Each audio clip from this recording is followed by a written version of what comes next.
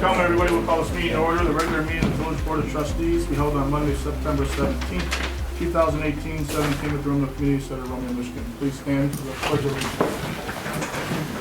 I pledge allegiance to the flag of the United States of America and to the republic for which it stands, one nation, under God, indivisible, with liberty and justice for all.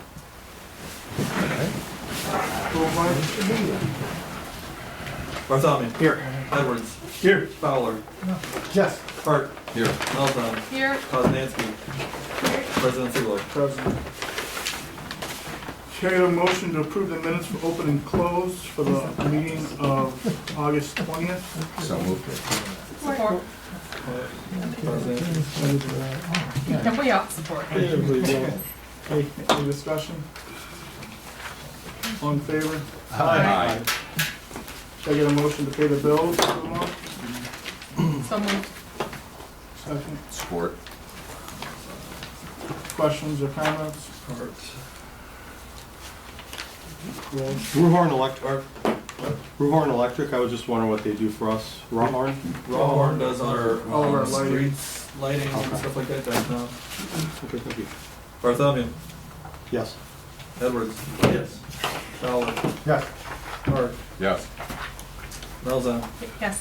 Koznansky. Yes. President Sigler. Yes. Can I ask a quick question about Rahman? Yeah.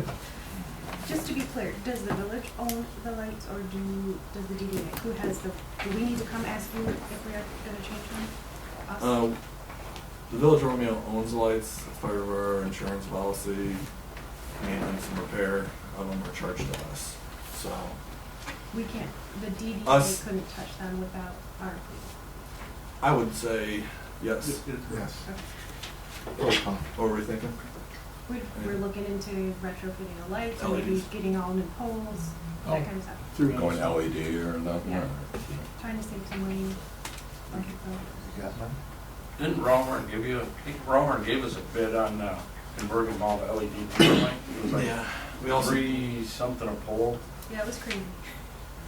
It was out of our scope. and that was 4 years ago when they started being big, but I think maybe prices came I think the down. price of. No, that was just recently, I think, the one that I gave you. Was Zach?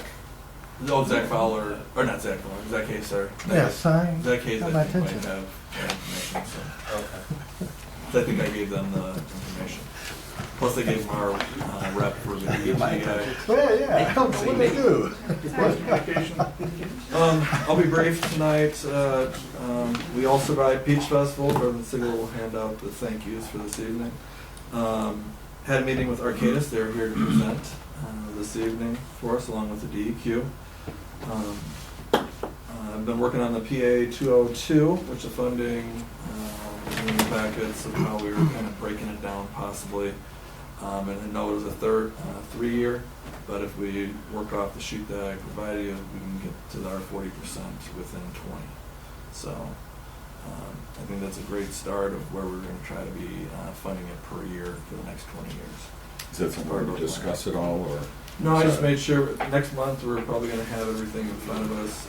We have to get the trust in order for the deposits of the money into the trust fund and not usage agreement, because you can't touch it once it goes in the OPEB, but parameters along with that. We were working with PNC Bank to see exactly how to write up the trust, so it doesn't have to get kicked back twice, but they said just write up a trust on how, and then we'll take it to legal. And that's what you're talking about with this? That's how we're gonna look at funding our open liability as part of the PA 202 plan. And so are we gonna look at this in conjunction with our budget at next month's meeting? Is that what you're saying? Yeah, but we've already earmarked the first group of deposits Right. within size that are, the first deposit. The first deposit. Right. Because we have that money. Because, right, we got that reimbursed, so the other monies, my concern when I saw the sheet Well, we'll was, discuss it then. This is just reports of communication. Right, I know, so. so we're gonna I didn't know if we were discuss it adding it next to meeting. this month or adding it to next month. No, it'll be. Everything will have to be next it'll month. here. Okay, then we'll talk about it next month. Hydrant flushing, this year is gonna be the 24th and 25th of this month on the west side of Van Dyke, and the 26th and 27th on the east side of Van Dyke, which is including the industrial district. Just a reminder that the homecoming parade is October 5th downtown, along with the Harvest Day that is scheduled for October 13th. And that is it. The art and wine walk is on the night. The 12th, Art and Wine. Just a great peach festival again, a lot of fun. I don't know what the chief is, I hope they didn't have a call, I just saw him 5 minutes ago. I'd like to thank the Romeo Police Department, the DPW, Tim, you guys always do a great job. Spectacular. Romeo Bruce Fire, ALS Service, the Romeo Alliance for putting it on. I'd really like to thank Grace Vinay and Claire Russell from Parks and Rec for always working really their tails off to make sure everything goes smoothly. Other than that, that's it. The fireworks were a great addition. Yeah, they were. Yeah. They were. Yeah. They had a good turnout too. We were there. There was a lot of people Yeah. there. Committee reports. Anybody have any report? I just can respond to Megan's request from last meeting about the Mitt TV and their schedule, so I had a chance to do a little research. Apparently, the Mitt TV receives events either through their website or their Facebook, so anybody can message them or send an email link at www.themitt.tv, it's their website, or their Facebook at the.mittTV.tv, so you can certainly look them up. So Ruth, their policy is that under contract, they handle our 3 municipal meetings, the Village Council, the DDA, and the Planning Commission. That's what they're obligated to do. The other things that they cover were the value-added services, but we didn't really list any specific events. General, Peach Fest, Romeo Sports, the downtown chamber events, and that sort of stuff. She maintains a watch over our website, and so when we post public meetings for those 3 things, then she adds that to their planning calendar, but that planning calendar isn't released to the public. That's just their working calendar, so that they can make sure that they're staffing appropriately for whatever the event is. So between the public, either catching them out and about when they're out filming other events, or just, people know who she is, stopping and saying, hey, we're having this event, can you come and cover it for us? Or can you do a PSA for this event? Or people submitting a request through one of their 2 contacts, Facebook or website. That's how they gather what events are going on.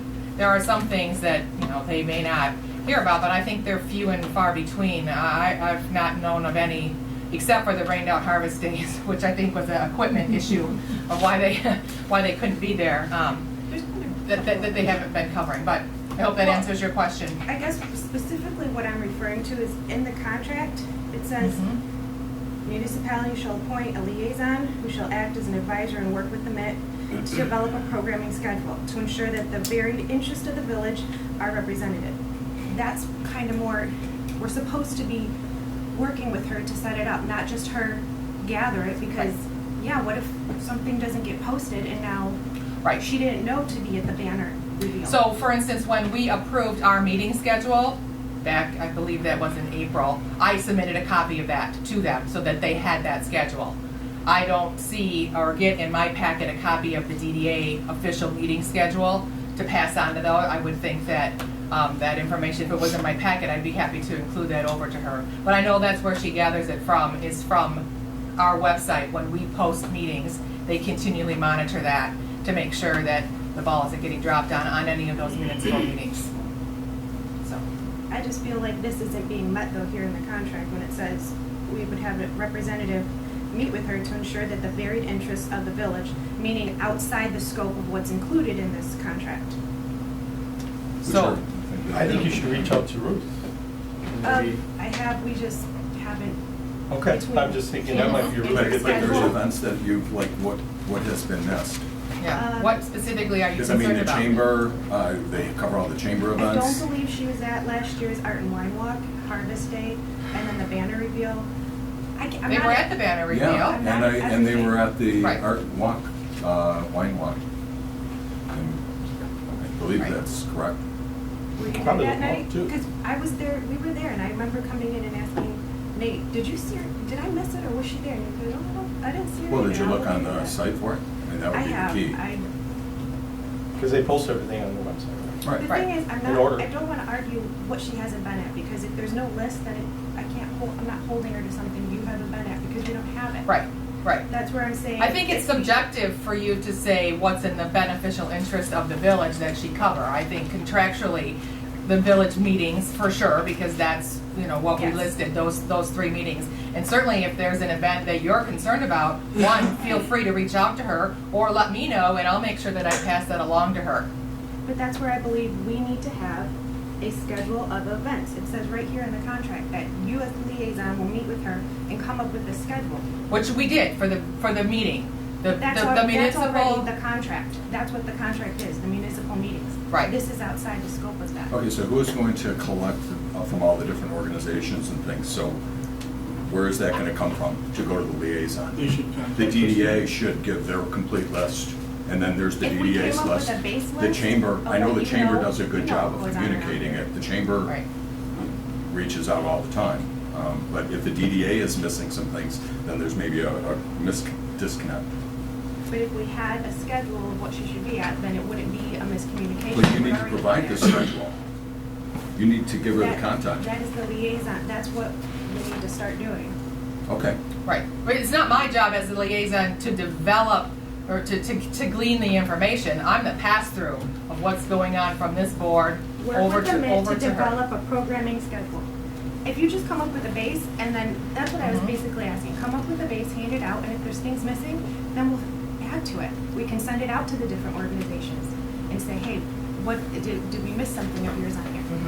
So on our reports and communications, we can start doing that and make sure that the concerns Mention- here, that's a and good then we'll idea. get that to you. How's that sound? Absolutely. I mean, I agree totally with what you're saying, and both you guys have to, but there's a disconnect somewhere. So. Yeah, it's we- just a flow of yeah, communication. We can include it in School, the here, chamber. transfer it to there, and I then can you get a can get list it out. The together DDA. of everything that I can think of Yeah. and shoot it over to you. Yeah. Mhm. Come That's up with something, good and idea. then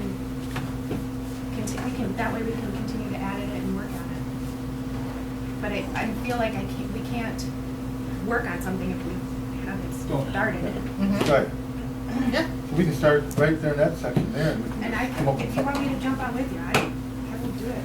I mean, whatever information that, you or meetings or whatever events you would like to see filmed, feel free to give me those dates and I'll make sure that there's something that's developed. And if we can put together an actual calendar, That would be great. People say that all the time. Any other reports? Any other- I'm just curious about the sidewalk committee. Did We did didn't meet as a yet? committee, but I did find, we have 52 locations that were earmarked for letters, out of the 300 and some. I believe roughly 3 to 4 of them were done by the homeowners already. So that's where we're at right this second. We didn't meet as a committee though. Will that be happening soon? Again, last month they said they were gonna meet this month. Yeah, I'm concerned because more and more time is going by and honestly, the issue isn't getting resolved, so. Well, the we're- issue would be resolved if you would have let us do what the normal protocol of sidewalk repairs are, sending out a letter. We can add this to the agenda, because I'd like to bring that up a little quick discussion, so it's not to do it right now. Public forum, if anybody would like to speak, now's the time. Approval of agenda with the addition I'll speak, of- sir. It's that we got. Oh, sorry. Good evening. I'd like to appreciate the Romeo Board of Trustees giving me this time to speak. At your last board meeting, the board Sir, unanimously, could I get your name, please? Joseph Jarzena, Ray Township Joe. Supervisor, Hey, Joe. How you doing? real well.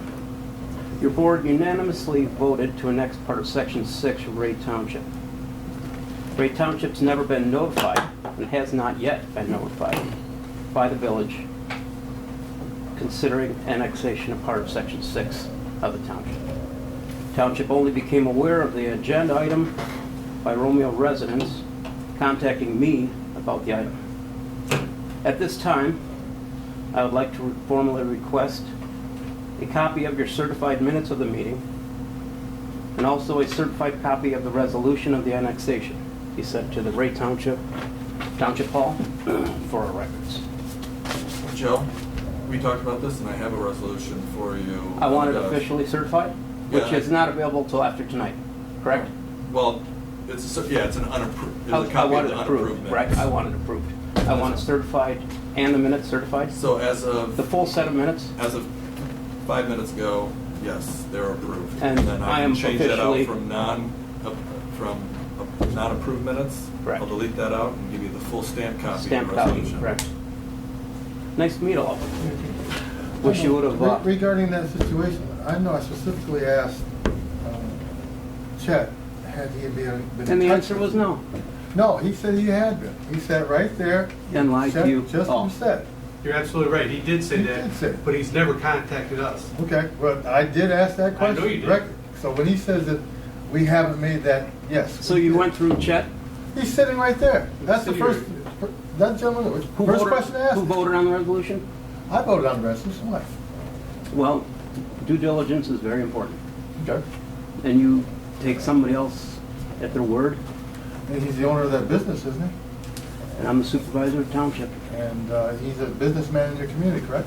And he's a businessman in Arvada, Okay. and he's also now probably someone that we have to look for and discreetly verify all of his communications.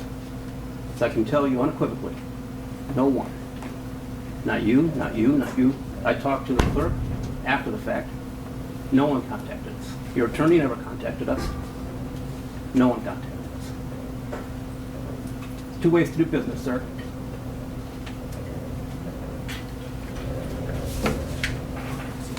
Here's a copy of the letter. Thanks, sir. Appreciate it. Anyone else? Approval of the agenda with the addition of thoughts to the business of the Under old business sidewalk. old business Number sidewalks. 3. 3.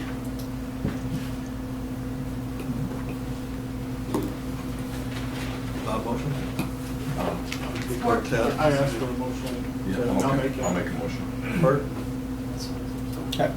What's that? I'm sorry. Yes. I'll I said second. Hart, not Bart. Sorry. Bart? Second. Nelson? Or who? I Approve the supported agenda. the Okay. Oh, okay. the approval of the agenda, yeah. Okay. Nelson. All in favor? Aye. Any opposed? No. We have a meeting. Turning board this year, present a presentation. Hello. Thank you You so have the much. floor.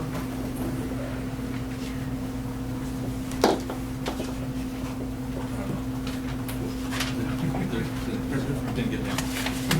Hello. Hello. Thank you for allowing us to be here. My name is Erin Henry, and I'm Catherine Bulgarelli. Okay. And we are here representing Turning Point of Macomb. And I'm also a part of the Survivors Speakers Bureau. So I have a few thoughts on paper, and it helps me to keep things organized.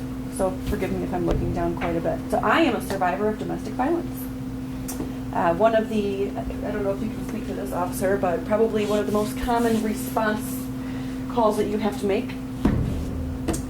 And thankfully I'm a survivor because I almost was not. And we're here because October is recognized across the nation as Domestic Violence Awareness Month. I'm here this evening because domestic violence is a highly pervasive crime that affects each and every one of us. Domestic violence is a pattern of coercive, controlling behavior that may include physical, emotional, verbal, sexual, and financial abuse. Turning Point provided emergency shelter to 561 women and children last year who were fleeing domestic violence. Last fiscal year, Turning Point provided services to 10 women, children, and men who reside within Romeo. It is important that survivors know that abuse is not their fault, they are not alone, and help is available to not only the victims and survivors of abuse, but family and friends as well. Turning Point believes that education is the key to prevention of domestic and sexual violence. Through Turning Point's prevention education program, students learn that abuse is never the survivor's fault. Skills to develop equal and respecting relationships, and how to be a responsible adult and bystander. Last school year, Turning Point's prevention education program presented 320 educational sessions to 5,039 students, school staff, and youth service providers in the county.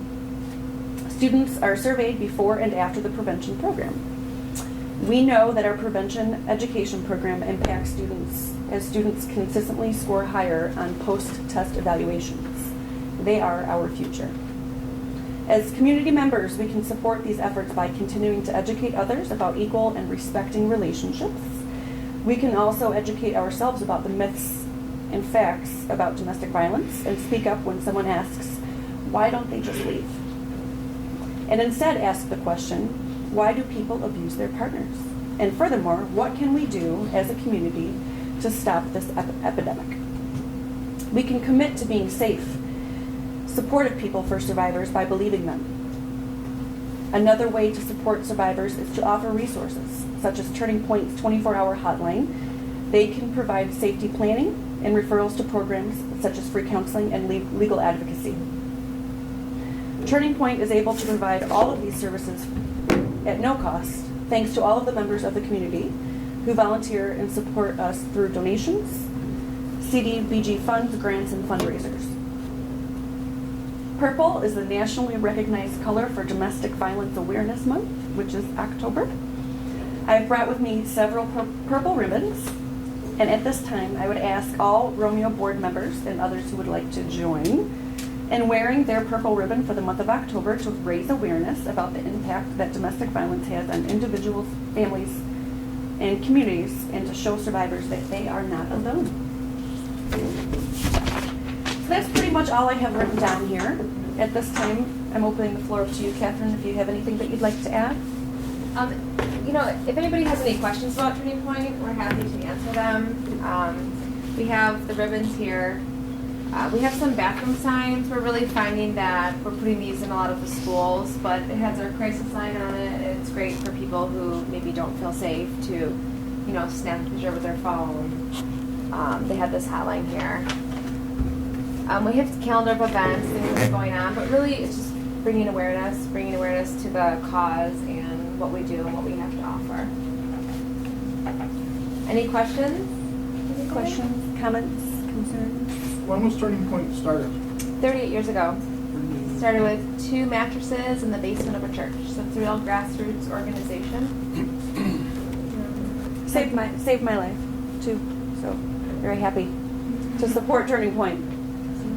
I have a business downtown in our central business district, and we post a lot of community event posters and happenings in our window as walker buys and people who are window shopping. So I'm happy to take one of your flyers and post That it. would be fantastic. Yeah, no absolutely. Maybe one of these little pull tab ones. Sure, and if you have any brochures, again, Sure. I have a spot that I can offer some literature if anybody wants to pick one up. I'm happy to get that after the meeting, or if you need to leave it, if you're excusing yourself. It's not early. often talked about, Sure. and you wouldn't really believe how many of those tabs would probably be pulled after a very short period of time of that being up. So we take a lot of calls, tens of thousands of calls. So definitely a resource that many of you may not even know your loved ones or friends would need. Their North Macomb office is at our church here in Romeo. Oh, Yeah. okay, great. Yeah, you guys just had something there a couple weeks ago. We do the Fantastic. family fun night. Yeah. We offer a lot of workshop for parents. It's not only domestic violence, but also sexual assault. So we do, parenting through trauma. We have a lot of groups. There's so many things that we offer, counseling and so on and so on. Just a show of hands, who's heard of Turning Point before? Okay, that's good. That's Excellent. good to hear. That's very good to hear. Kind of unfortunate, but great. Yeah. So it is what it is, right? It's the world we live in. It happens all the time. So So we'll leave this for you, and then Please. if you want any other information or any of the events, we have a Facebook page and an Instagram, and it's really great to follow events, and it really helps people share them. Not only fundraising but awareness. Yeah. Thanks for having us. Thank you. Thanks for coming out. Yeah. Thanks, guys. Yeah, please. Thank you. And then I'll leave. Yeah. I'll leave these for anybody else that wants them. Thanks so much. Thank you. Thank you. Number 2 for new business, Arcadis, implementation of the BP access agreement. Josh, could you get the lights for us and back there? Thanks for that. It's around the other end.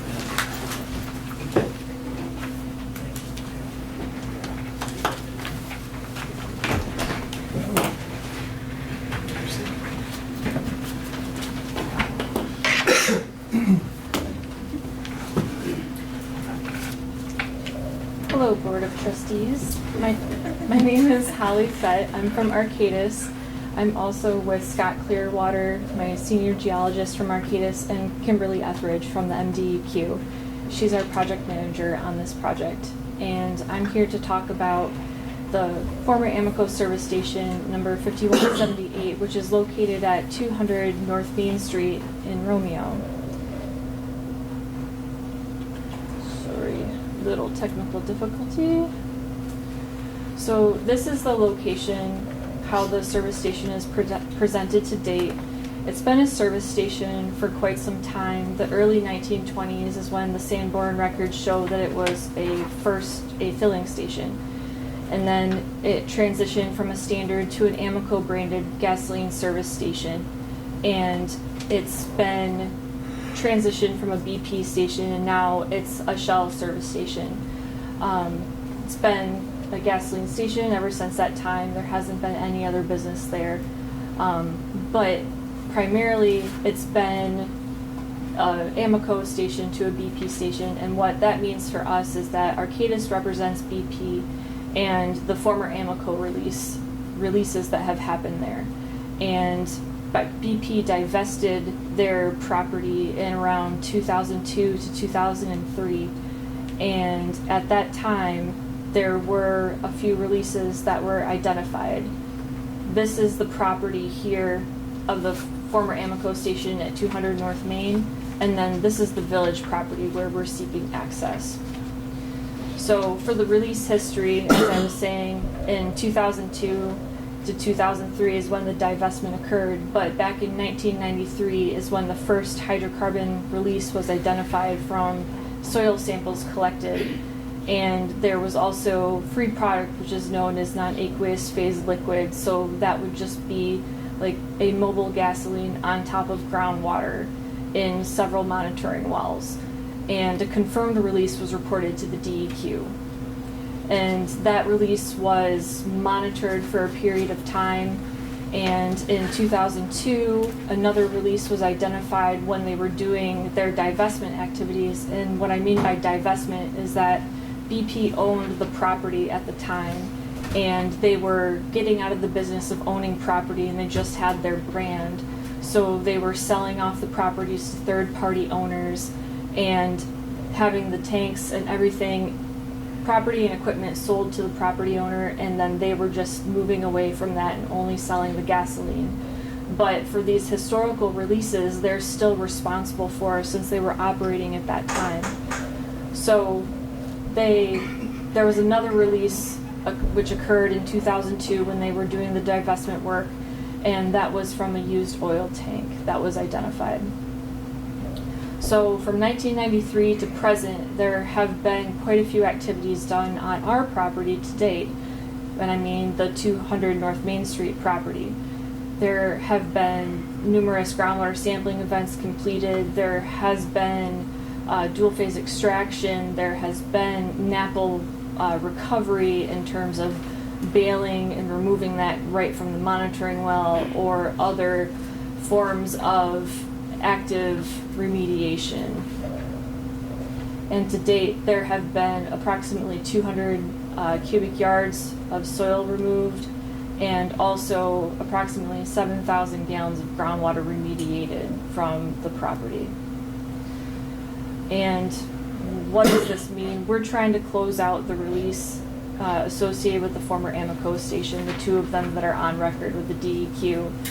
And in 2013, this site was entered into an administrative consent order with the state of Michigan, and in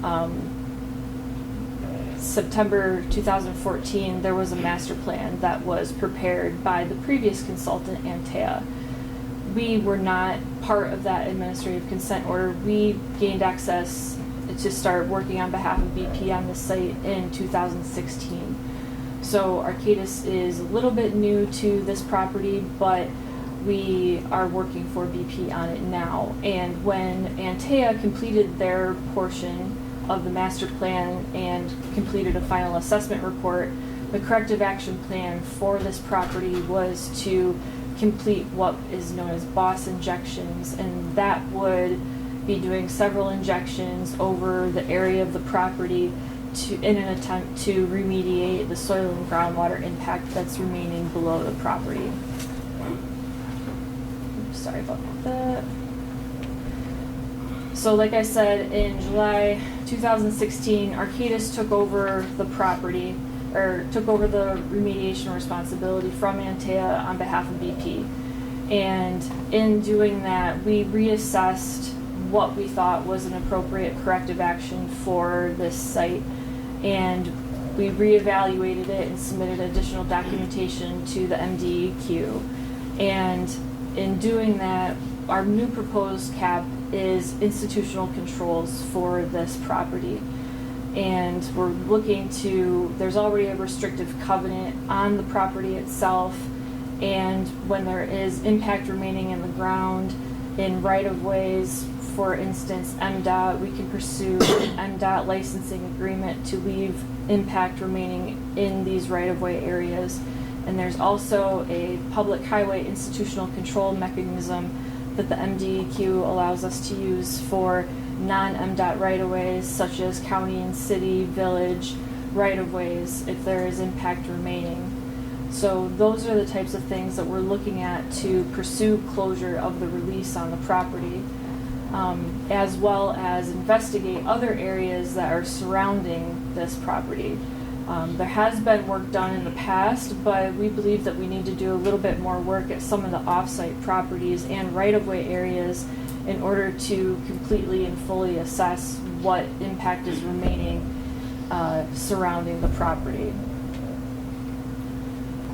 So in summary, this is an area that we could potentially be looking at for additional investigation, as well as potentially restrictive covenants or other institutional controls for right-of-ways. But we need to complete additional investigation before we jump to that point. We're getting a little ahead of ourselves, but I just wanted to bring that to the table and to everybody's attention that based on what we have to date, this is what we could be interested in moving forward, is looking towards institutional controls for closing the environmental releases associated with the property. This is, and I know it's incredibly tiny, so I apologize for that, but this is the groundwater concentration map that we have to date with our current groundwater analytical results. And we show that this is the site here, and the groundwater plume is going this direction to the easterly.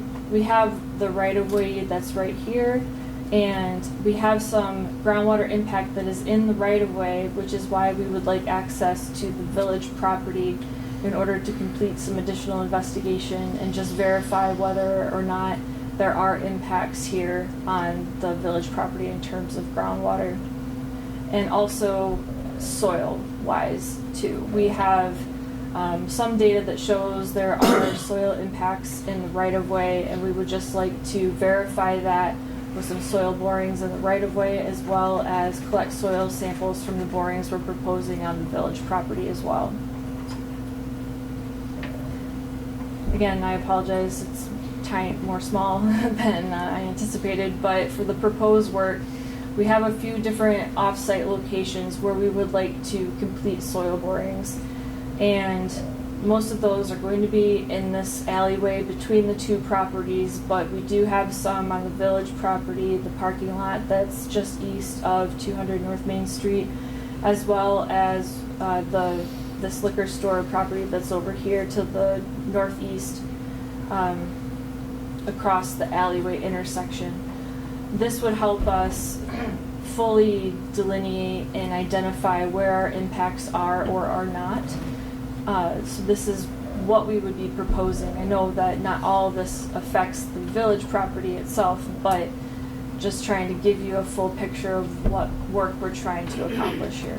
So it's all basically in that same quadrant of town. You're not talking of crossing St. Clair No. to the south? No, Okay. no, we would, as of right now, we're not going that far, but if there was additional data that we collected, there might be a time when we go that far, but right now, I do not believe we have to do that. But the previous plume was much larger, that went all the way down to River of God and Bailey Street. And I think it was up by Main Street as well, where that nursing, that store is right in the corner. It would, not that, yeah, not to the corner, but half of that building, Ace Hardware, Bailey Street, River of God, the whole plume. There are monitoring wells that are further southeast over in Bailey Street, but those monitoring wells have been non-detect. So essentially what that is just saying is that there isn't impact there. So the plume is smaller. It's not that far. It's not as far as the other monitoring wells. So we have it delineated to some extent. We just need to do some fine tuning to this point. Sorry about that. So our corrective action plan moving forward, like I said, this is an administrative consent order site with the DEQ. So we have some timelines that we need to meet as well. And we are looking to get this work done so we can move forward with getting our data, making sure that we are delineated and moving forward with the institutional controls if necessary, or working through negotiations for institutional controls if we need to. But this is just outlining what our time frame is.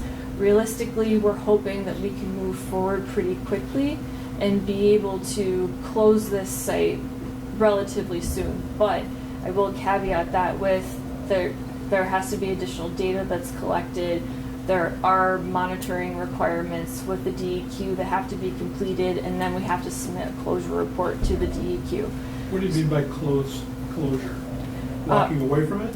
What I mean by that is being able to properly restrict the impact that is remaining or control it in what is required and applicable with the law of 213, and being able to submit a closure report to the DEQ, and the DEQ reviews that, and they state that it is properly controlled and this release is not a threat to the public, the human health or environment. So we are able to close the release, the two releases, I should say. So is it, you're thinking about liability, does that release Yeah, liability? future liability and things like that. It sounds like they're just kind of quote unquote closing it and walk away from it kind of thing. BP would retain the liability of the impacts if it was discovered that something down the road that shows that it's still a risk. They would still be the one that would be contacted and brought back in. The closure term is tied to when a spill or release is discovered, they call that opening a release, and it's a tracking number that's used and assigned to that site and to that incident. And the closure just kind of indicates that the documentation has been, the sample's been collected and monitored and showed that there's not a Which would risk. have mitigated the. And kind of closing out that Yeah, number. but how would you know 10 years down the road that there is any? Because no one's checking it anymore. The question is, really, I think, is that they, up until the spills previously, that's the only thing they're liable for. My concern is the 40-year-old steel tanks they argued with the underground storage tank people about that need to be maybe rectified, because any other future release will not be BP's fault. I'm kind of concerned this is a minimalist plan, Yeah. and it should be corrected. What is DEQ stance on the groundwater? I mean, I can stand up. Hi everyone, I'm Kim Etheridge. Our stance is that we have 6,000 plus of these open underground storage tank release sites in Michigan, and that they have contaminated our groundwater everywhere, pretty much. It's back in 1929, they did not know that dumping used oil, gasoline, any of that stuff into the ground, into the sewers, into our lakes. They just didn't know it would because of the impact that it has. So we believe that groundwater should be remediated. In this situation, I understand that where we are at right now, it is serviced by city water. However, we also look at the health of the water to make sure that if you ever did need that water again to use, that it would be of clean enough that eventually you may be able to use it. The degree to which they have worked on this site, which was really since May of 1993, I mean, that's a long time. I can't remember what I was doing in May of 1993. And they have been working on it little by little. Not as much as we wanted them to, which is why in 2013, the BP and the DEQ entered into a multi-site agreement. There's probably about 15 to 20 sites statewide that we entered into an agreement with BP to do a better job of remediating soil and groundwater. And so that's what they've been doing since then, and paid us several $1 million in penalties because they hadn't done a good enough job. And so right now, as we speak, we are really trying to better clean up existing contamination that has been there for a long time, and make sure that it's good enough under the ground that if it ever needed to be used again, it perhaps could. So the institutional controls that are an option are there because we've understood over time that it is impossible to clean up soil and groundwater down to zero. You would have to remove houses, you would have to remove the existing shell station that's there, or you would have to remove some of the city property or the parking lot, and that is just it was determined maybe back in 1998 that it wasn't a reasonable goal, and we were not getting a lot of cleanups, and we were not getting a lot of work to remediate because there was no reasonable endpoint. So that's why the institutional controls are there that say if you're on city water and you have a contaminated groundwater plume underneath, you cannot use that water. We don't do that if you have a business or you have a community that's on well water. The groundwater has to be cleaned up to the applicable criteria that are safe levels. Technically, we're not on city water, we are actually on village well water. Okay, yep. So it's important to make sure that we're looking at the health of your wells, your village well supply too. And I do have other materials here that talk about what is everyone's obligation for environmental contamination. It's called due care. And so, the Shell operated station that's there right now, that property owner, he owns the tanks that are under the ground. It's his responsibility to keep the compliance of those tanks. Anyone who finds an old gas tank in their backyard, they're actually responsible for removing it, even if they never used it. Now, as far as cleaning up soil and groundwater, the responsible parties are the ones either that caused it or did not do their due diligence before they bought it. And so it's very important to do your due diligence before you buy any property that may have been contaminated. And I did bring some information as part of our job. So with new construction, some pump goes in the basement. Mm-hmm. The groundwater enters the house, Mm-hmm. it's being projected out into the lawn. Mm-hmm. So. Yep, and sometimes because of these kind of contaminated properties, like I said, there's many of them in Michigan. I've gone out to complaints where someone has had a gas smell coming into their sump pump, and that has been from a contaminated site that is several blocks down, and that's how groundwater can travel. Groundwater is any water underneath the ground, and sometimes, it's all dependent on what kind of soil type you have, and then what kind of, geologic conditions you have. So you can have a very healthy groundwater supply, and that's where you get your well water is from those deeper wells. And How deep are you going with your test? what's the The groundwater here is very shallow. It's 10 feet or less. Okay, so you're not going down to where you could actually Mhm. contaminate water, because Yeah. our well's much deeper at a lower Yeah. level. But you're getting that groundwater digging down 6 feet, Yeah. easy. Right. Yes. It's the shallow perched groundwater that is contaminated. Everybody's east of this project is getting that groundwater. But we have based on the wells that we have that are around the property right now, we have it delineated. It's in the right-of-ways only. So it does not appear that it's on any residential properties, I would say. DEQ did a test here not too long, 10 years ago on the old county yard. And there was a lot of contamination over there on that site. And from this facility here to that, which is east of this facility, there's a lot of that groundwater that had a lot of chemicals in it or whatever's in it. There are other open release properties in the Village of Romeo, not just this one. So there's an MDEQ environmental mapper where there could be other properties that have releases on them. For example, this is the Village of Romeo on the environmental mapper, and this location could be it could be this location right here. I don't. That's it, right there. That's it. No, it's not. Yeah, it is. It's down to the four corners. The little one, I think, says. Oh, we're talking about the old Yes, everything flows downhill basically, and it's Yeah. flowing that way. It's coming from that site on VP towards, used to be the railroad tracks, it's beyond there. I agree, the groundwater flow based on what we have does go that direction, but we do have it bounded, it is delineated, so it's not going that far based on the data that we have collected. And there are other properties of environmental contamination, not just ours, that's in the Village of Romeo, but that's why we want to do this work, that's why we want to be able to have access to the village property, to do this fine tuning and make sure that we have it delineated. So the purpose of this is to explain kind of the scope of what you're looking to do and to get permission to put in these test sites to be able on our property to go down and dig in there. That's what you're asking for tonight. Correct. What So- exactly is a test?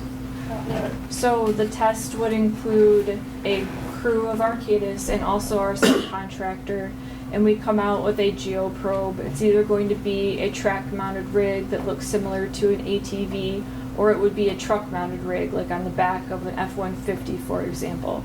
And it has a drill rig attached to it, and the holes are only about 2 inches in diameter, and they put a test well or a soil boring into the ground, and we pull up soil cores and we collect soil and groundwater samples from each location.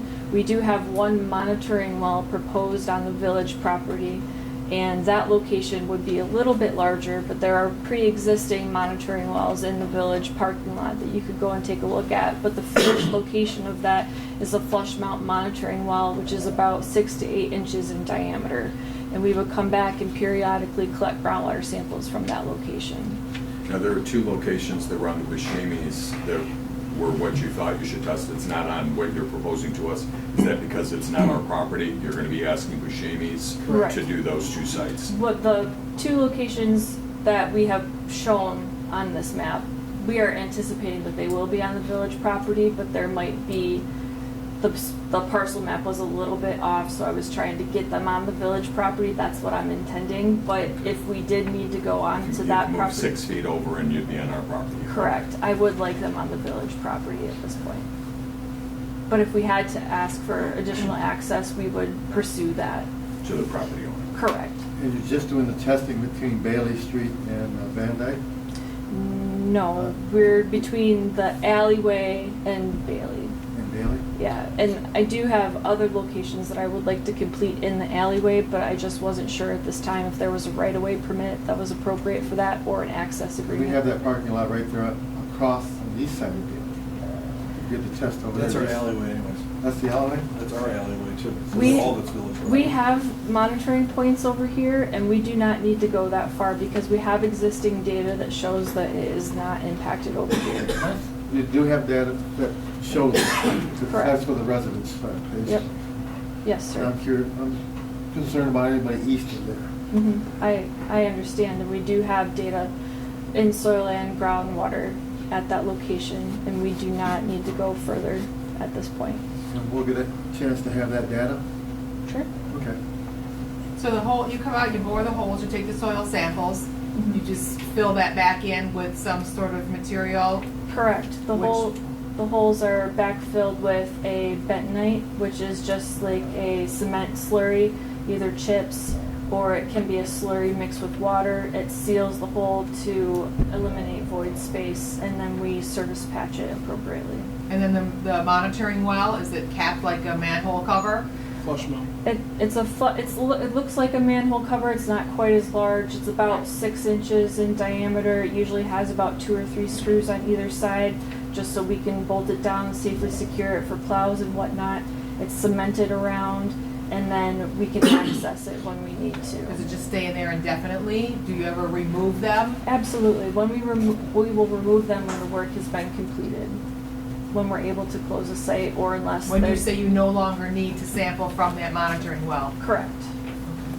And sometimes we do where if a municipality does want to continue to sample on their own perhaps, we do have an ability to transfer, well, I shouldn't say that for you guys, but with the state, we can transfer the monitoring well over to a city. Because sometimes, after a closure report, when they get this release closed out, these 2 releases closed out, our letters say, yes, now you can abandon the monitoring wells. But I don't know, I shouldn't speak for them, but we would, if someone said, hey, I do want to continue to sample this, we would transfer the monitoring wells over to you. Yeah, you're the one we want to keep talking to. Yeah, I got stuff. I got stuff here. I got information.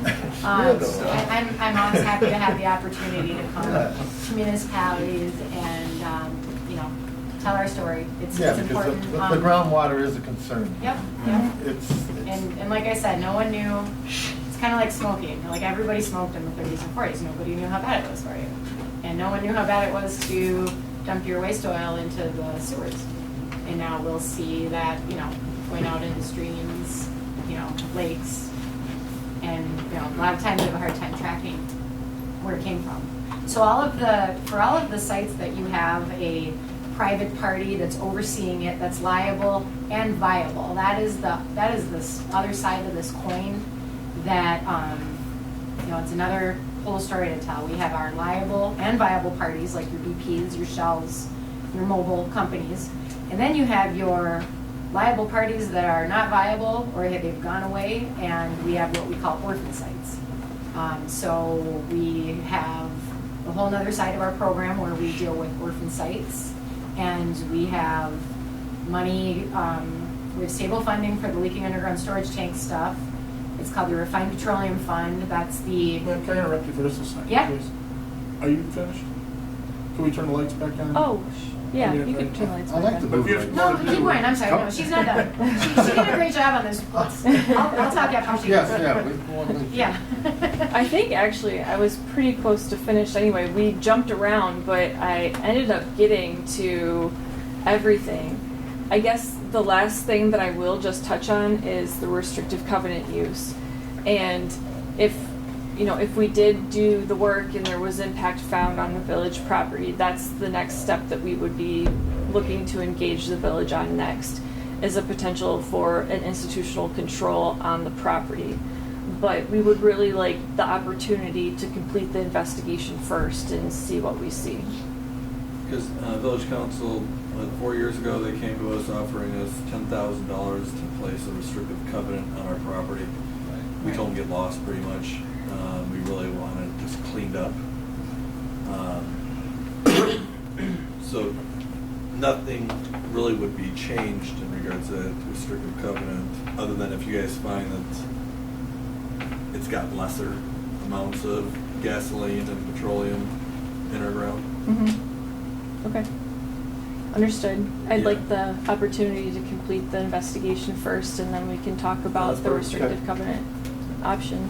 Don't want to get too far ahead of ourselves. Like I said, there is soil and groundwater impact in the right-of-way. That's why we want to go and do the fine-tuning at the village property and see what the options are at that point. And you're working at BP and they're paying for it, and you're working in conjunction with the state to work together. Is that correct? You mentioned briefly that there has been some remediation done to that. Can you give me more details of what those actions actually have been? Josh, turn the lights on, please. So there was a small excavation completed on the property back when I believe they were removing the used oil UST. There was fluid vapor extraction during the time from 1995 to 2006. That was out in equipment, remember it was fenced in? Or the- Yeah. I do Yeah. remember that, okay. And then dual phase extraction from 2001, 2002, and again in 2007. Sulfate applications in 2004, and various other NAPL baling activities from the monitoring wells. I don't know what any of that means. So- Sorry, I don't. The excavation would be a direct removal of impacted soil and sending it to a Dug it up. landfill for disposal. Yes. The dual phase extraction just refers to drawing vapors or air through the soil that's contaminated and water, trying to go Like a with the vacuum. trying to Okay. suck Suck and out the remove bad. contaminated ground. Yep. Okay. The sulfates, it's kind of an additive that, so gasoline will naturally degrade some slowly, and the sulfates helps to speed that up, the process of naturally degrading. So was that injected into the ground? Okay. Yep. And one of their alternatives that Holly described in here was called BOS 200, and what that is a biological injection again, and it's something that'll heat up some of the contamination. So we've done that at another site at Maple and Washer, and that's worked really well. They're right next to, there's wells, there's some drinking water wells around there, so that was one of those situations where they had to clean it up to the drinking water standard because not everyone was on city water, and that did work rather well. When the property changed hands, were there baseline environmental assessments done and filed? It all depends on if it The- was done before 1996 or not. Go ahead. The divestment that Holly was referring to was done on DP's behalf prior to the sale to understand what are the conditions before selling, and then it would have been on the buyer to complete BEA. And doesn't the BEA have to be filed with the MDEQ?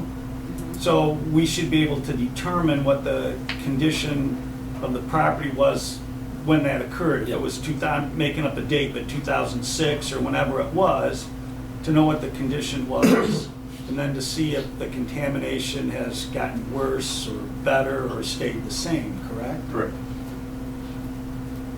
And they've probably looked at that. You can tell when you're doing your groundwater sampling, if you all of a sudden have a spike in some of your contaminants, it's an indicator that there's fresh gasoline contamination, and that can pretty much tell you that you may have had a new release. So that's when a gas station owner might be inspected by our licensing and bureau affairs office.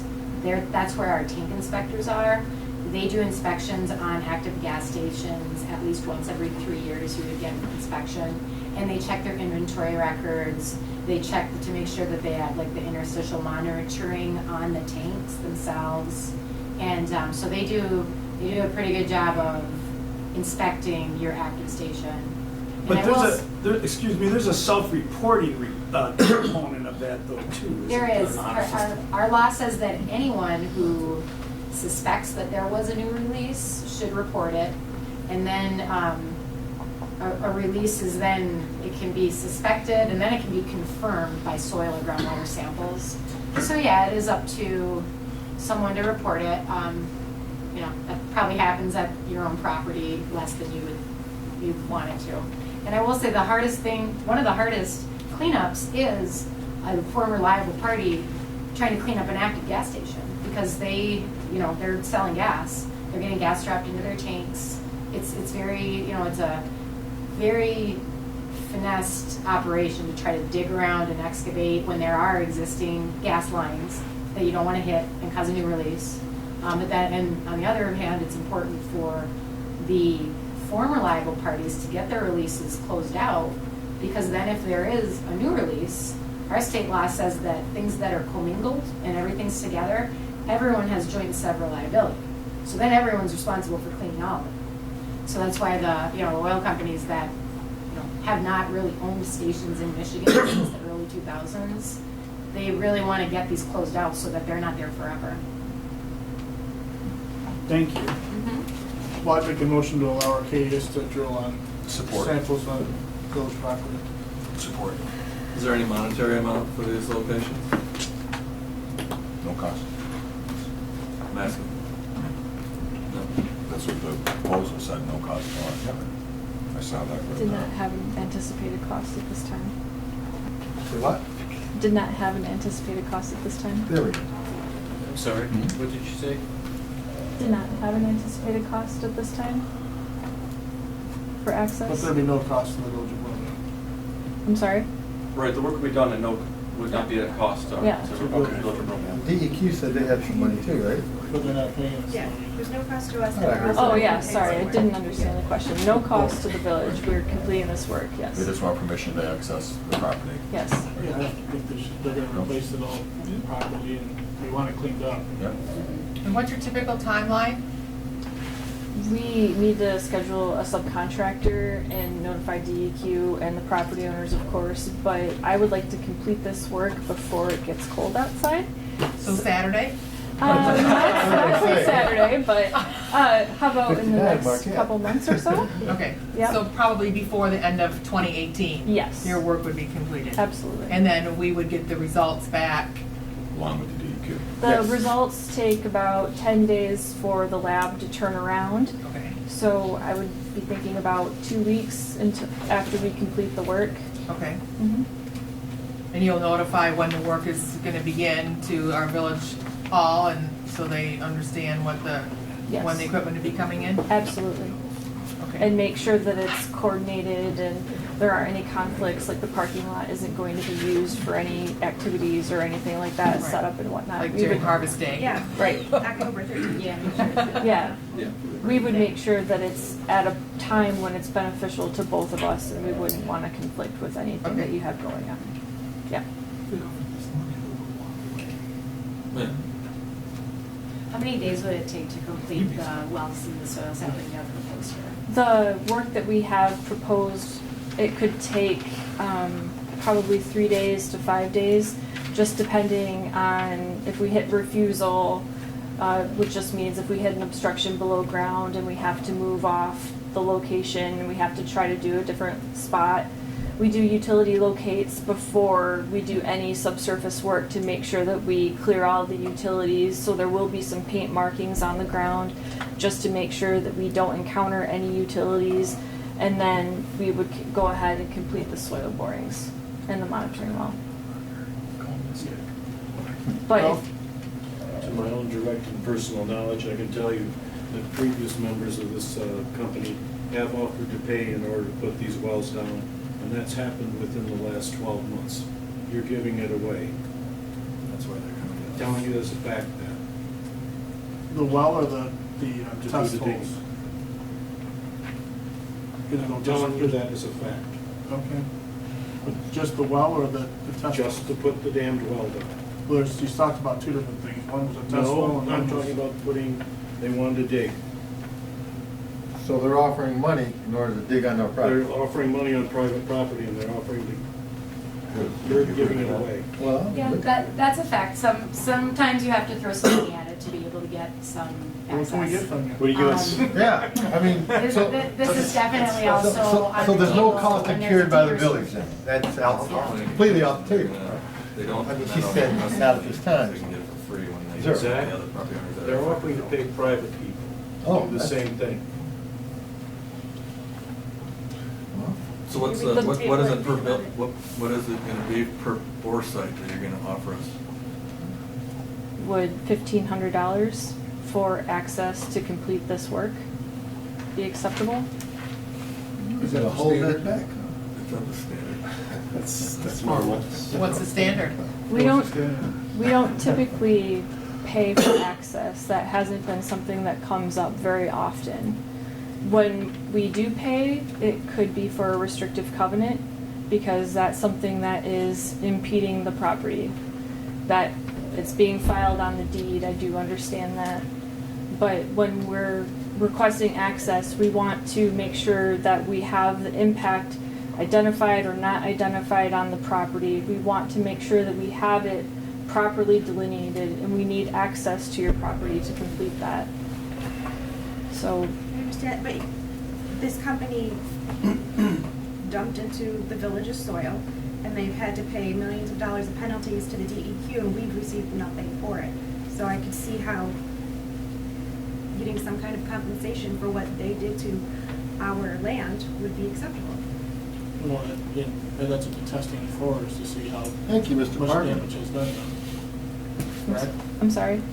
The reason for the testing is to see how much damage has been done or is continuing to be done, or is it being cleaned up? Or has not been done, Or but has not yes. been done. I have no idea, you guys tell me. Yeah. I have no I mean, idea what they're to doing do. is a good thing. Yeah. So, I don't know that we should. That's part of the BP bill, they're paying for them to do the test, and they'll pay a site cost to excavate, so. I mean, she threw out an offer of $1,500. I don't see why we wouldn't want to take it, be done with it. Because if I can get 10, why would I take 50? I wonder why Beano, was Beano, liquor store offered anything? We have not approached him for Because access. those were the two sites that if we didn't agree to, you'd probably go into their site, right? We need access to the right-of-way. We might still need access to their property. So I don't know if we'll need to approach them for access yet. There are other property owners that we might need to approach, but right now we need to start with the right-of-way, and we need to start with the village first in order to move forward and see where we are or are not delineated.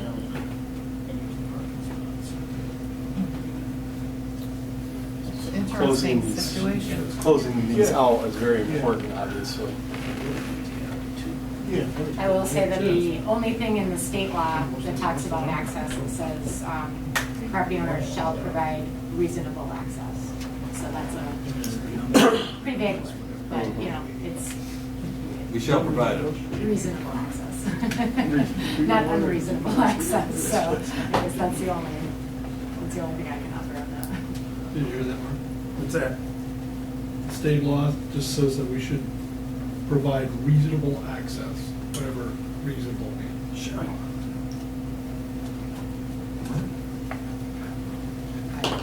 I don't know, I kind of want to table it I and don't think know. about it. I mean, we want it cleaned up. I mean, she offered $1,500. We'll change the motion to take it off for $1,500. $1,500 per? No, $1,500 for the whole thing, you said, right? Yes. Yeah, there's the well one. I mean, we were ready to do The this. other ones are until we closing. started. Thanks, change. Right, and it's changed. Well, just closing it out is a good thing, but it's a better thing for you than it is for us. It would be good to know that there is no impact on your property. Or what the potential Why impact don't you is canvass the other long-term. property Correct. owners Right. to see what they've been offered? What have you been offered, Mr. Parker? 15,000 was the last one, and I turned it down. Mr. Parker requested I $15,000. requested 30, your person offered 15. You were gonna get back to me. How many wells was that? One. A well or a boring hole? We do not believe we need access at this time. We would like access to the public right-of-way and also the village parking lot in order to verify whether or not we are delineated. We want to verify it. She offered 1,500. 10,000? Second. You guys tell me. I just find it very difficult that everybody I'll was second that. willing to help us out and verify the impacts on the village property. And then this started happening with the money discussions. Well, that's something, I guess it goes to BP. BP is paying you your fees and paying the cost of having this done. So it's a pass-through cost to you, I believe, right? You're, Because you're doing it on behalf of BP, not on behalf of the Village of Romeo. We owe it to our taxpayers to. She has a contract. And we just talked about due diligence. So we just heard from our constituent and we're doing due diligence. But this is just to understand where the contaminants might be better. It's not to close it out. Right. So it's also providing a service to the village to have this additional data.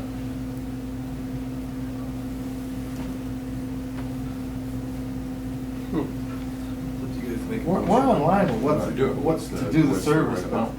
maybe your monetary office should have been up front. No, It's hard to So take. you can withdraw your motion. If I were Probably probably restate it, or we can amend it. You made a motion to approve the access agreements. Stop. And then you can add whatever you want to it, whatever. before they get Well, I started. think 15,000 wells ridiculous. That's just- Well, if they were willing to pay Bill Parker 15,000. I think 10. No, clearly they weren't. Well, they weren't, they turned it down. Because they Well, got we it haven't from seen us, anything in because we're gonna writing. give it away for free. Right. He asked for 30, they were willing to give him 15. I say we table it and hold a special meeting till we get more research on this monument. I like that idea. I think you might want to talk to your lawyer about it too, because there may be some other laws in the regulations that may say that you may need to provide access. Or Sure. Yeah, we have a special meeting next week or the week after. There'll still be enough time for you to get in here before the cold weather hits. Okay. You okay with that? Yes. So I retract my motion until a further date. So make a motion to table it for a special meeting date. Do you want to set that date now, or? Whatever you guys decide. Monday? Mondays and Fridays are best for me. Following Monday? Next Monday? From today? Monday's fine. Mondays are good. Next Monday? Which is Yeah. September 24th? We're gonna do a lot. Is that enough time for you to get the research done you need done? Thank you for coming in your presentation. Thank you for your Yes, time. We I do appreciate it. appreciate your service. Or do we just table it for Thank you. the special We're meeting? going to have a special meeting. I'm gonna leave my little Brochures. brochures. Thank you. There you go. This one's about food care. Ladies.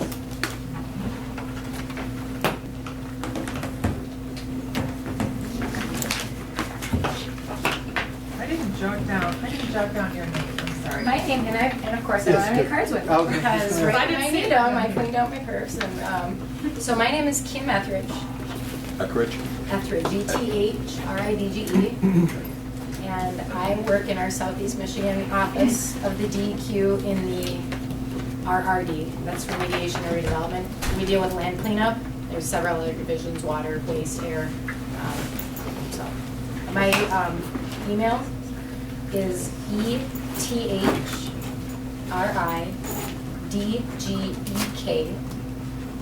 ethirdgek@michigan.gov.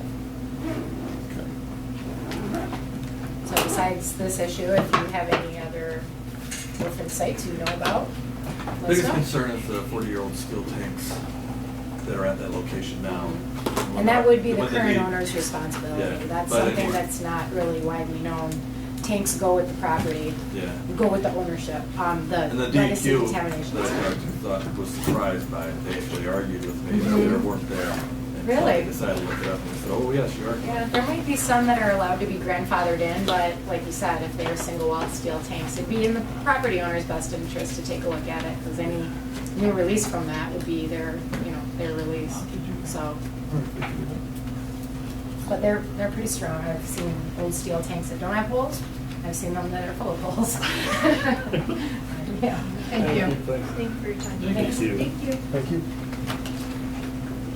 New business, lot combination Dickinson Street, parcel 27-01-35-455. You guys can read it.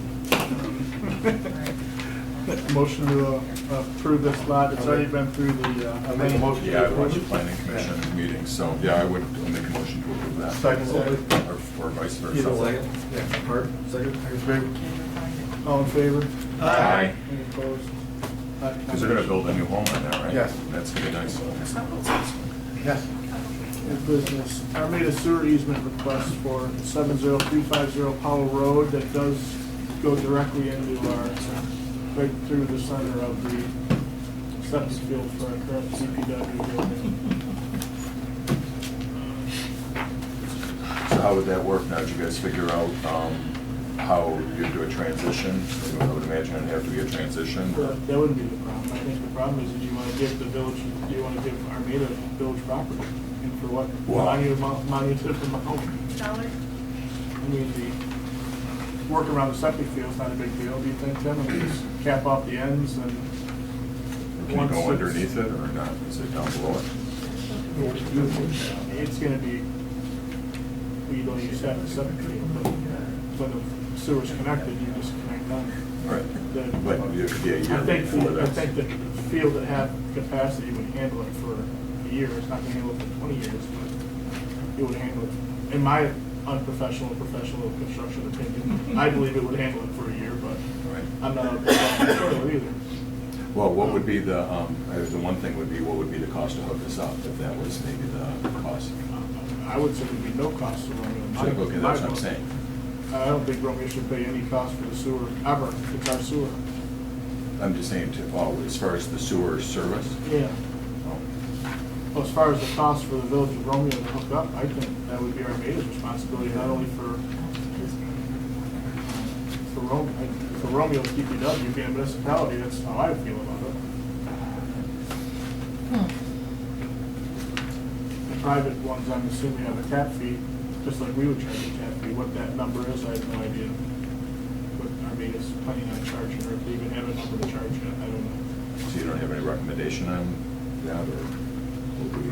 I don't know what we should do with it, yeah. I mean, we need I don't to know. approve this to get the sewer going, we need to I get don't the know sewer. what, So, if you guys wanna make a motion to sell to them for $1, go ahead. I don't know what monument number you wanna use. That's what was offered to the Village of Romeo. And we tabled it to this month. all right. So, I mean, what is a tap fee? You don't know what a tap fee would be, or? Why would we tap in if we have a perfectly good septic field right now? Because we're providing sewer, you know, I mean, we're not gonna keep a septic. But But then they're gonna charge us every month. For Well, ourselves? you don't have to hook up to it, but we have to now because they're gonna go right straight to our septic field. So what would we be, you're saying be grandfathered in to not have to go into the septic field, or what's your solution? No, I'm just saying that we have a perfectly good septic field right now, we don't Right. have to tap in no matter what. Right. But now that they're gonna go through our septic field, we don't have to necessarily hook up, but now we will have to because we're Right, gonna go right straight. to because our- they're gonna be getting sewer in there. And will that incur us cost over time?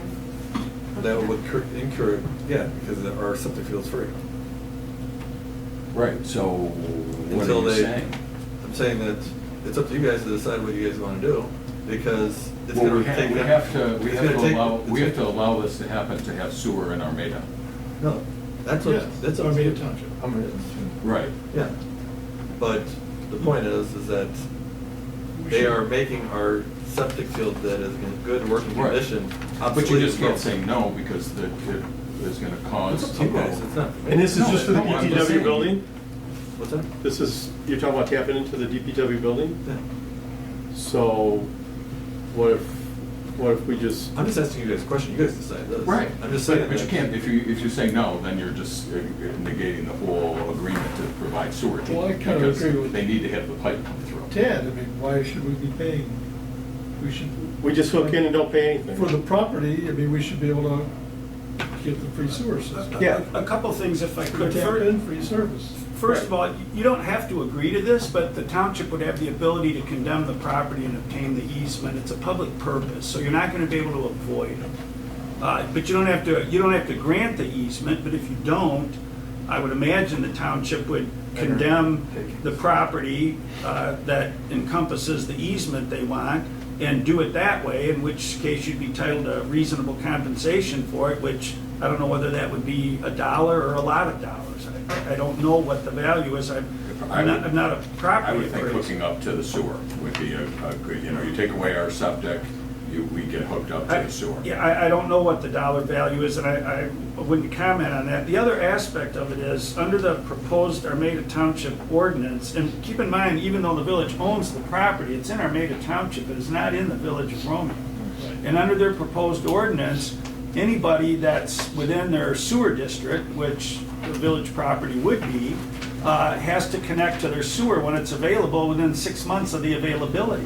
So even if they go around your septic field or somehow are able to route the easement or the line so it doesn't impact your septic field, As soon as they flip the switch on that sewer, you're gonna have to connect within 6 months.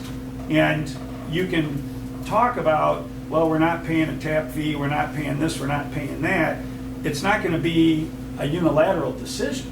You're not gonna be able to just say to Armada, thanks for the sewer, but we're not paying you a tap fee. So if you're gonna negotiate something, if that's your orientation, that we need to allow for a tap fee, or we don't wanna pay a tap fee, or we wanna be allowed to keep our septic system longer than what their ordinance is gonna provide, you need to negotiate that. You can't just say, no, we're not doing it. That is not gonna be a very defensible position. Right, but that's what we're talking about right now, is they're asking for that, and we're negotiating what We want to that would be. negotiate. I mean, In the long run, we're generating a revenue stream from the completion Right. of this project. Is what, It's pennies. We're providing a huge neighborly favor, in the words of Richard Corey. We're being neighborly. We're not making thousands of dollars off of this. It costs money to treat that sewer. well, of course it does, Yeah. but that's why they're paying their share of whatever their usage is. right, that's mostly fixed costs. We Right. can absolutely, it's in our interest to sell capacity, Right. you know, and even the additional We have it, capacity. it's not being the used. 80,000, I would even say that's good.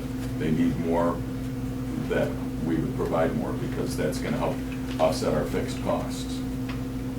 True. Yes, but it's not a huge number. It's not, we're not making. Well, it's 50,000, We're not and making then hundreds it'll of go up thousands from of there. dollars on it. Pardon? We're not making hundreds of thousands of dollars. Right, but I'd like to see this board, I'd like to see this keep going and they get their sewer. Oh, I'd like to see it get finished too. I wanna- But not at yeah. the cost of village taxpayers. I understand that, but whatever we do, I'd say we should make our decisions and so that they can keep moving forward with what they want. Right. No, I agree. I would throw out there a motion that we would allow them to have the right of way, and that when the line comes in, that they would take care of, in, for us losing our septic, that we would be hooked up and waive the tap fee. Are they gonna inquire the cost of temporarily band-aiding the septic field so it can still be used during construction? I would recommend that. Putting the caps on the end of the pipes, is that what we're talking? So, two seconds though. Just change a little bit of your verbiage Yep, around. that's fine. Motion to approve the sewer and water easements as presented. And they're going in conjunction with each other, right? Right through, side by side, right? Well, there's, No, the 20. There's not two yeah. different impacts, pardon? Yeah, there's a, yeah, 20 foot, the county right away, and then another 20 of ours. right, it's 20, it's impacting 20 of ours. And that's how it's hitting the septic field. yes. Right, I mean, so, So, motion to approve the sewer and water easement as presented with the, Access the- to, that they would take care of the tap fee, there would be no tap fee no, to hook up sewer. no tap fees? Right. No tap fees? And this would even be if they would agree to this, so I don't know, you know, that would be what we would put together. Whether we, I don't know what it takes to cap. You're saying no tax fees for when we have to hook up, right? And- Right, for the tap. it's not a lot, Bob, but there is a cost there. You know, when we went into this, we all agreed that the Village of Rome would incur no cost Zero, yeah. Right. for this. Zero. So there is a cost. It may be $1,000, it may be $3,000. I don't expect it to be over It's, $5,000. at but there is a 50,000, cost. it's costing us $4,500 a month, every month that we delay. It costs us $4,500 of what we're generating revenue. If they were already hooked up. That's the revenue after we. Right, as soon as we get the setup, Right. it's 50,000 and get it up and going. I mean, the sooner we start recouping money, so. It's still at $1. All right, so I don't even know if $1. John's here, whether you can Here to negotiate observe. that. I'm here to observe. Pardon? I'm here to observe. I can't Well, it's negotiate asking. anything without board. So, Mr. Clark, In is your what Bob official- just presented, is that reasonable? Well, I don't mean to be disrespectful, but you're negotiating with yourselves. And that's okay to have the discussion, but ultimately, whatever your requirements are to grant the easement, the township's either gonna have to say, yes, we agree, and then you'll have a deal, or no, we don't, and you're gonna have to do something else. Okay. So, That's I mean, what I would- you can. That would be half of our negotiation would be that So putting on motion. the table what we're. Let's see if anybody supports it. How about I reread it, and I, not add it to you, but I just kind of paraphrase it better? Okay. All right, motion to approve the sewer and water easement as presented with no tap fees and corrective plan for septic field. Okay, that's fine. Is that all right? Yeah, that's fine. I just wish the sewer Well, committee yes or no? had put, yes, that's fine. But the sewer committee should have been talking about this and then bring something to the board rather than put this off for another month. That's why this is a little messy. So yes, that's Well, it just got fine. presented to us a month ago that Oh, they no, wanted but the 20 sewer more feet. committee, a month ago, we were talking about this with the septic field. The sewer committee should have got together and came up with what would have been good and even negotiated with the township, and then we would have been approving it tonight. Just, you know, I'm just kind of scratching my head that it's like pushing a rope to get this done. So I'm just venting my frustration. But anyway, so that would be my motion, and let's see if we can get this moving forward. I would second that. Roland, since we're giving away money. Bartholomew. Yes. Edwards. Yes. Fowler. Yes. Hart. Yes. Malzahn. Yes. Poznanski. Yes. President Siglo. Yes.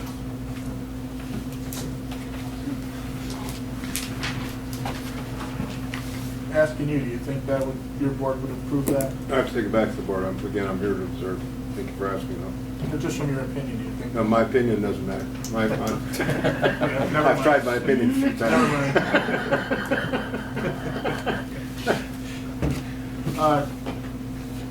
Mike and I talked about this. We reached out to the Clinton Street property family.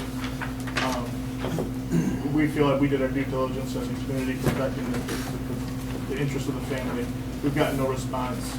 I did Whereas, have a brother that came by and I asked him and stuff like that, and he didn't want to leave any number or anything like that, so. you want to leave any information? What were you trying, attempting to do? He just Offer was it back asking- to them. He was just asking information about the. Because my last conversation with Mike at our last meeting was they'd have to buy it from basically what we bought it for at market rate. I think that was my last communication with them. So you tried to reach out to them after this point? Yeah. The time for it to be fixed would be before it goes to the county and the town. Correct. Because if we didn't take it, the next guy would have taken it. That's why I asked the last meeting. Right, I yeah. didn't know, I didn't know. From Yeah, before no, that. I didn't know this body made another So, There's not a attempt. whole lot we can do. We would like the board to make an amendment to, we can put up a sale. So we need an Motion? ordinance to do that? If you're gonna do it by private sale, you need to pass an ordinance, as you've done in the past. I think most recently you did it with the fire hall. Or you can put it up for public sale. You've done that, you attempted that with the fire hall. That's what we want to first. do, though, right, public sale? Yeah. And for that, you don't need an ordinance. If you're just gonna put it up for public sale, you can do it, I offer it for a period of time. Typically, you would offer it for the period of time you would if somebody was foreclosing on a mortgage, so you notified and allow, I believe, 6 weeks. And you did that for the fire hall first, trying to sell it, and I think for some other property, the village obtained by tax sale. So we have a template for that, if that's what you want to do. I can prepare the paperwork and provide it to Michael so he can be implemented. And Mike, you were thinking, what, 90,000? Yeah, and we could try for another 10 added on to that and see if we're doing public. So go 100. Yeah. So the minimum bid would be $100,000. You want to go a little bit higher. There's I two thought nice 120, size I'm fine with it. If you guys are good with 100, I'm fine with it. So it's- I think it's a nicer lot than what's sold on First Street to 120. Yeah, That's there's just two my nice opinion. lots here. But that's just my That's fine. opinion. What happened? I mean, I'd like to see a home I'd like to see it get built and. Two homes. But 60,000, right, 60,000 per lot seems reasonable. I agree with Tad that if it's the first offering, we should 50 grand. throw it out at 120 and see if we have any takers. If it's 60 grand a I'll lot. make the motion to do what Mr. Clark did in his words. To approve for a public sale? Approve the public sale for 120,000. Minimum bid, right? All right. Or do you want to I'll support that. Do you want to do it to minimum bid, or just, because we have the right to refuse any offers? You do. So I wouldn't put a minimum on there in case somebody comes in and.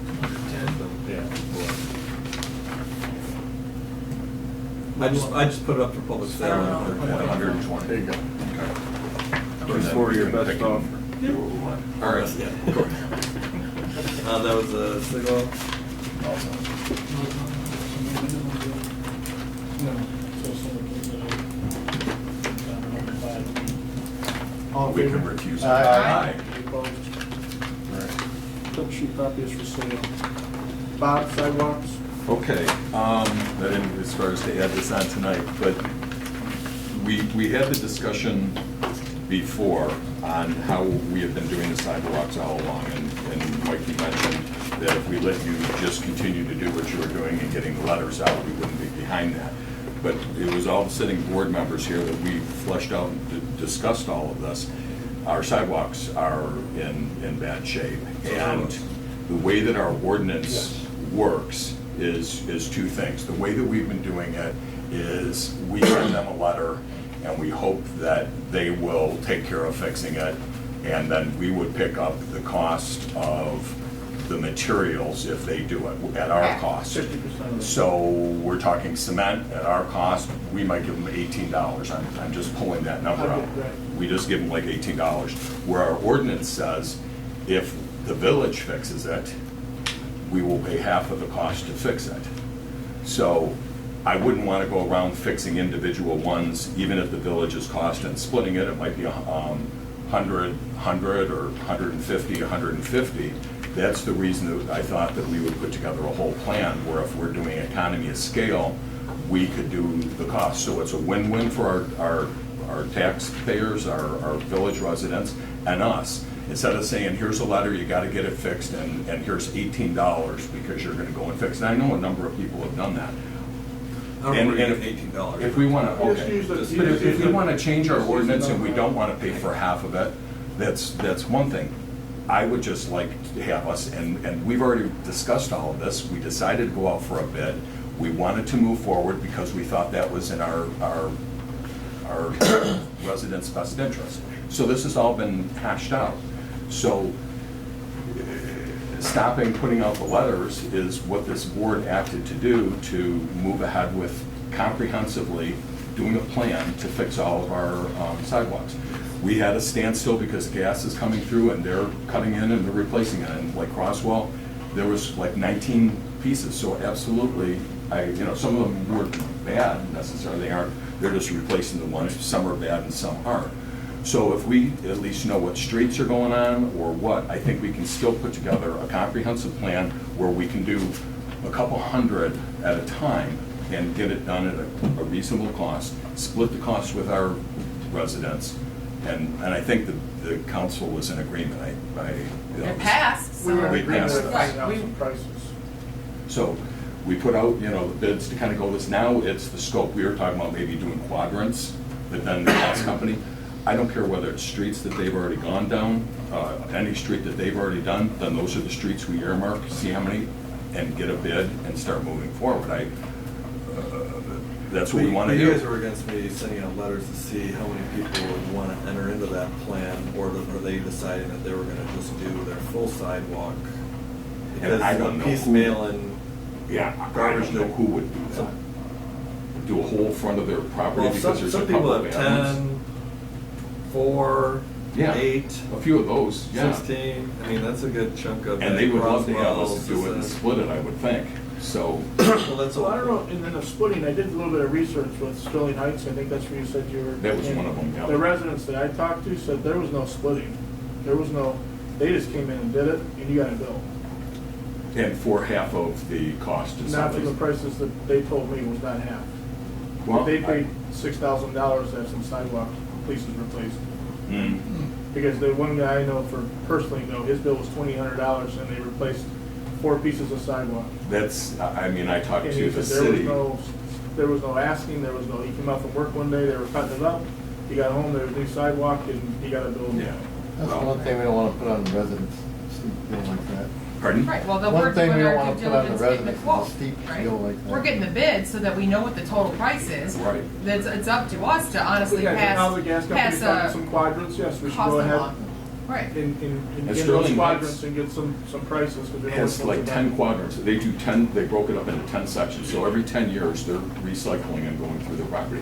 The way their ordinance is, they do pay like half of what the, there are several I'm cities I guessing it was looked at. half the material. I don't think it was half the cost. Okay, and it doesn't matter, that's what our ordinance says that we would do. Now, if the council wants to go back and say the ordinance, we don't want to pay half, I wouldn't necessarily support that, but at least then we're taking care of the sidewalks. You know, they're horrible, and we have a walkable village. We have a ton of people walking. Most people walk in the streets, partly because they're narrow, but because they're so crappy, and it's Right. time to get it fixed. It's just frustrating that it just is taking so long, just to honestly get some action taken, just to even get a number. Just to even get a number to know what it would cost, whether we proceed or not. We said we were just gonna send it out to bid. We're almost a year. It was in Right. December, I think we were talking about it. Well, the utilities did push things back a They little. did push some things back. Can't make decisions while they're working, gotta let them finish. But now they are finished with certain quadrants, and Mike has identified all the bad ones, and we can, And some streets they've gone through that they're, because again, I don't want to put in, replace sidewalk and then have it be replaced anyway. Right. But Do you want me to just send it out to some, like, 5 cement contractors and see what it would be? Or put it out for an per- RFP. Like, instead of that huge elongated, Well, it didn't have to be, yeah, and I mean, because changing. Sterling Heights is huge, and it took me a month to get through. Okay, the key is, the bad ones are, you have to take care of the tree roots and how those things are ground and surfaced, that is part of the contract. So you need the contractor to take care of and be responsible for the whole thing. They have to take care of assessing what's there, taking care of the roots, putting the new cement in, and they're responsible for the whole thing. Yeah. That's what, That's gonna be tough.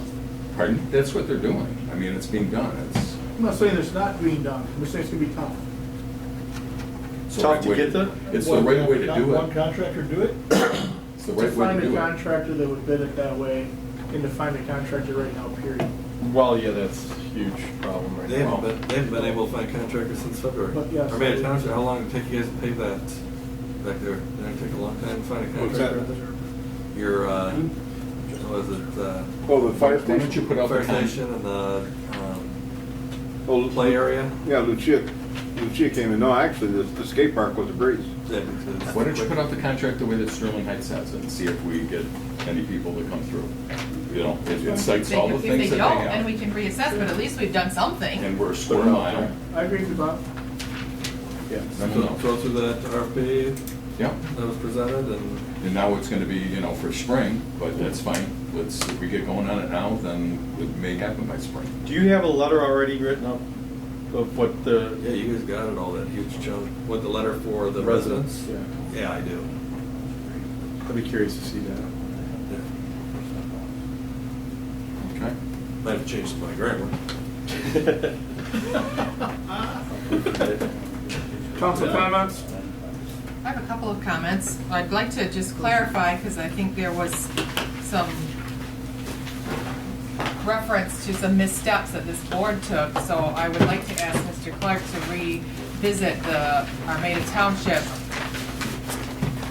annex proposal. I thought that we had asked that question last month. Ray Ray Township? Township, excuse me, Please. yes. Ray Township annexation. I asked for clarification of what the process was. Are we not in compliance with that? Are we Well, not? you're absolutely in compliance. You don't have to ask Ray Township, but the question was posed, and I think I mentioned or asked a question of the board, has anybody contacted Ray Township? But that's a courtesy. The law doesn't require it. And so I leave that to your discretion as whether it should be done. I wouldn't quarrel with whether it has or it hadn't, because that's behind you, but it's not required to proceed. When you passed your resolution to pursue the annexation, you had every right to do that. And we weren't binding ourselves into anything. That was what was explained to us. It's just starting a process, and then we have. Well, you don't have the decision, correct, because ultimately, if it's pursued, the decision will be the County Board of Commissioners, Right. because Ray Township is a general law township, and it doesn't require a vote of the residents, and you don't get into, it's not even called annexation. The result is annexation, but it's called a boundary adjustment. I don't want to be perceived as that being anything other than a request from a property owner to this board. I don't want it to be perceived as some sort of, Takeover. right, a political, I agree with you. hostile takeover. I want to be neighborly to all of our surrounding communities. And if we certainly, should have, whether it was just through courtesy or whether it was through obligation, I want to make sure that that's extended, to our neighbors to the south. So, East. excuse me, southeast. I agree with you on that. I You believe did ask Chad was that here question. just to ask if he would be even interested in that if he were to go that route. Which we said yes. Yes, said yes. Right. I just always want to make sure there's open communication from dialogue. My other council comment is just to express my disappointment that we have a new parking lot in the village. I'm disappointed that there was nothing done to prevent all that new pavement going in less than 6 months from when they tore down that property. There's a new owner now. Hans Yes. sold it. I mean, I'll be curious to see if they have parking for Hans. I've never heard anything like Hans that. sold. what? Han sold? Yes. Yeah, they To a did. credit They union. merged. It was actually a merger, and I don't honestly know which company is on They're a credit union now, I think. on top of the food chain on that one. But But as you Oh. know, and we discussed previously, there is no permitting for a road or a parking lot. but there would have There's been no for permit. any change of grade, and I find it That extremely they- hard but to they did- believe that they there did would. They went through the Macomb County Road Commission for any type of soil erosion stuff. They did a perfect job, so they didn't have anything to worry about. And I think it is what it is. The house is gone. Right now, I like the way it looks because it's not that big massive hole with weeds all over the place. I'm not And- disagreeing with you. I'm just saying that we have ordinances in place to prevent that happening. And again, it seems to me that it fell through the cracks, that somebody just sort of got away with It one. did. And Sure. I'm not saying that it doesn't look nice, it does. I'm not saying that it's I mean, they were worse than what prosecuted. was there. It's not like they got away from scot-free. I think They they're were prosecuted, they were. $500. I just, Permits right. for- No, I no, just they questioned, pled guilty and they were fined $2,500, both Hans and the contractor. For the tear down, So Yep. each 25? Yep. but we haven't done anything about the parking. You didn't really have a legal basis to do anything about the parking lot. Yeah. You I'm curious could, to see your if it's still ordinance parking. provides if a permit is required, the permit is denied for 5 years, but a permit was not required from the village for that work. If they were required to get or obtain a permit from the county for soil erosion or other aspects of that, that would have been their obligation to secure that permit. But if no permit was required from the village, which I don't believe it was, then that provision of your ordinance doesn't apply. You can amend your ordinance to address situations like that, but there was nothing you could do retroactively. Yeah, I just thought they needed a permit if it was changing the grade, but anyway, it's They done. did through the county. It's done. right. Okay. Yeah, I'm sure they did. Motion to adjourn? Any other comments? support. I support. Fowler? Didn't want you to keep going. All in favor? Aye. 8:43. So Monday or next Monday?